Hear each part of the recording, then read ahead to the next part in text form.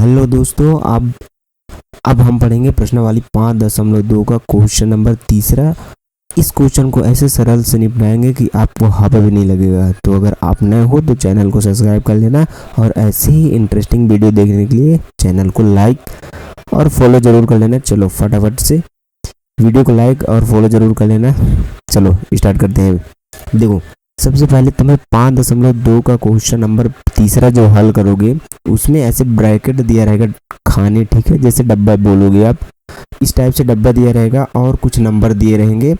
तो सबसे पहले तुम्हें पद मालूम होना चाहिए। देखो, पहला होता है प्रथम पद ए, दूसरा पद को दर्शाते हैं A2 से, प्रथम पद को A1 से या फिर A भी बोलेंगे, ठीक है, द्वितीय पद को A2 से, तीसरा पद को A3 से, चौथा पद को A4 से और ये चलता रहेगा nवा पद मतलब AN पद तक जाएगा, ठीक है।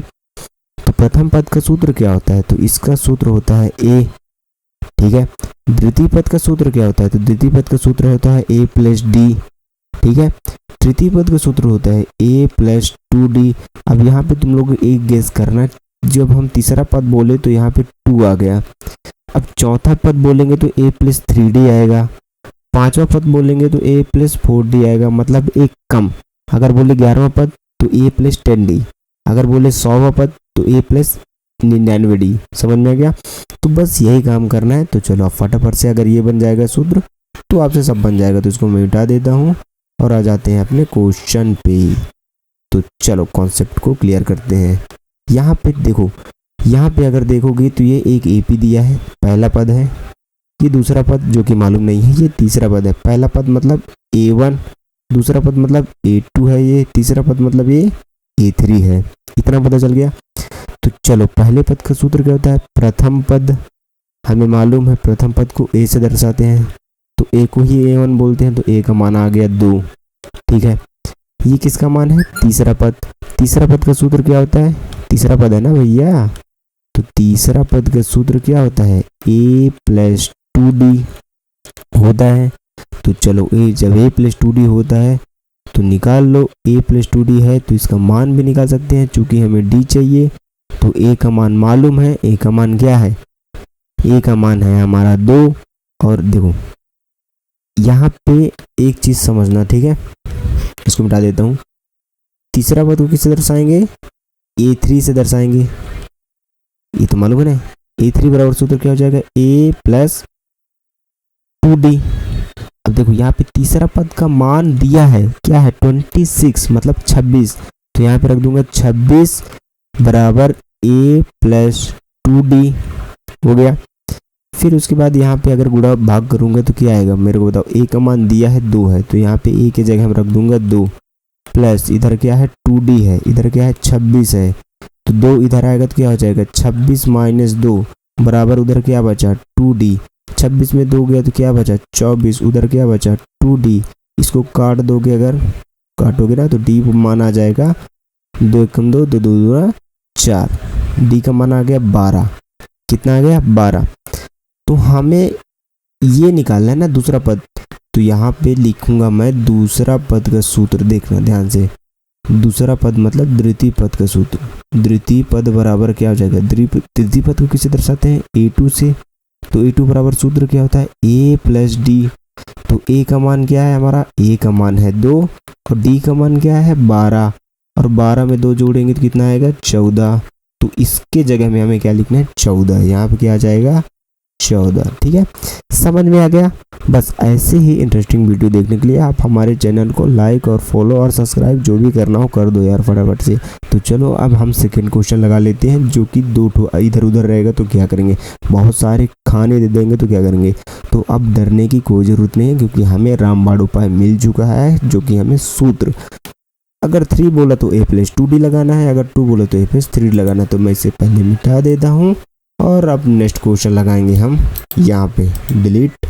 चलो नेक्स्ट क्वेश्चन है, देखो यहाँ पे दूसरा नंबर क्वेश्चन लगाएंगे। तो पहला ब खाली मतलब प्रथम पद मतलब ये A1 है, खाली है। ये A2 है, ये है, ये A3 है, ये भी खाली है, इसका मान ज्ञात करना है। ये A4 है, ये भी है। तो दिया क्या है? देखो, हमारा यहाँ पे A2 दिया है, मतलब दूसरा पद। A2 बराबर कितना है? 13 दिया है, समझना। और क्या दिया है? हमारा यहाँ पे A4 दिया है, A4 बराबर कितना है 3 है, कितना समझ में आ गया 1 2 3 4। अब A2 का सूत्र क्या होता है A प्लस डी, एक कम, इधर आ गया 13। इसका सूत्र क्या होता है A प्लस 3D, A4 का सूत्र होगा A प्लस 3D बराबर 3। इसको बना लेंगे समीकरण 1, इसको बना लेंगे समीकरण 2 और समीकरण 1 2 को हल कर देंगे, आंसर आ जाएगा। देखो समीकरण 1 व 2 से अगर आप लोग विलोपन प्रतिस्थापन पढ़े हो तो बन जाएगा बहुत ही इजी वे में, ठीक है। तो यहाँ पे देखो सबसे पहले समीकरण पहले 2 को लिख लो या फिर 1 को लिख लो, कोई दिक्कत नहीं है। A प्लस 3D बराबर 3 और यहाँ पे आ जाएगा A प्लस डी बराबर 13। यहाँ पे घटा देना है, देखो धन है तो ऋण होता है, ये घटाना में आप लोग सीखोगे, धन है तो ऋण चिन्हों का बदल देंगे और ऊपर वाला चिन्ह बदल जाता है। तो ये कट गया हमारा पूरा और यहाँ पे धन है और यहाँ पे ये वाला ऋण, ठीक है, ये वाला ऋण लगेगा। तो धन ऋण तो ऋण, 3 में अगर 1 कुछ नहीं मतलब 1D है, 3 में अगर 1 घटाएंगे तो बचेगा 2D। अब धन का कि ऋण का, तो धन का क्योंकि 3 बड़ा है। इसी प्रकार इधर 13 में 3 घटाएंगे तो आएगा 10, लेकिन ऋण का क्योंकि बड़ा 13 है और यहाँ पे काटेंगे 2 पंचे 10, तो D का मान आ जाएगा -5। इतना समझ में आया? बिल्कुल आया। अब जब D का मान आ गया -5 तो A का भी मान निकाल लेते हैं। तो चलो फटाफट से A का मान निकाल लो। यहाँ पे देखो समीकरण 1 लगा दो, अगर आप आता है तो यहाँ पे लिख दो समीकरण 1 से। समीकरण 1 क्या है A प्लस डी है बराबर 13 है, 1 या 2 से किसी भी निकाल सकते हो, कोई दिक्कत नहीं है। D का मान देखो, D का मान है -5, उधर क्या है 13 है, क्योंकि प्लस माइनस यहाँ पे प्लस है यहाँ पे माइनस कैसे है, क्योंकि यहाँ पे मान रखूँगा ना -5 तो माइनस प्लस माइनस ही हो जाएगा। अब आ जाएगा A बराबर 13 और उधर पे चला जाएगा प्लस का 5, तो A का मान आ जाएगा 18। कितना आ जाएगा 18, समझ में आया? अब यहाँ पे A और D का मान हमें मालूम है। अब फटाफट क्या लगाना है, देखो पहला पद निकालना, अच्छा पहला पद ही होगा हमारा -5, यहाँ पे क्या आएगा -5, क्योंकि A का मान निकालना था, पहला पद का सूत्र यही होता है। तीसरा पद निकालना है, तीसरा पद का सूत्र क्या होता है, चलो फटाफट बता दो। तीसरा पद का सूत्र क्या होता है, A3 का सूत्र होता है A प्लस 2D।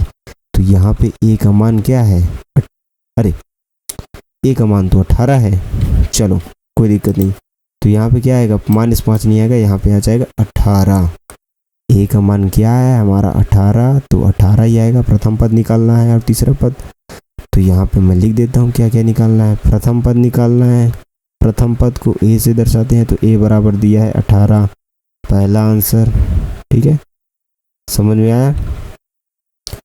अब यहाँ पे देखो तीसरा पद का सूत्र होता है A प्लस 2D, समझना यहाँ पे क्या होता है A प्लस 2D, तो 2 गुणे D का मान भी रख दो फटाफट, जो मान है उसको रख देते हैं, काहे टेंशन भैया। यहाँ पे A का मान है 18, तो 18 गुणे D का मान है -5, तो यहाँ पे रख देंगे -5। यहाँ पे गुणा कर दो, देखो 18 प्लस और माइनस, यहाँ पे माइनस है, यहाँ प्लस माइनस माइनस, 5 दूना 10 और इसमें घटाएंगे तो आएगा 8, मतलब A3 का मान आएगा हमारा 8, समझ में आ गया?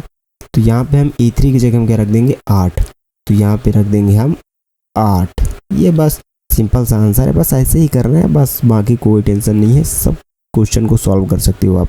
तो चलो मिलते हैं नेक्स्ट वीडियो पे, धन्यवाद, क्योंकि बहुत बड़ा हो जाएगा। जय हिंद, ठीक है।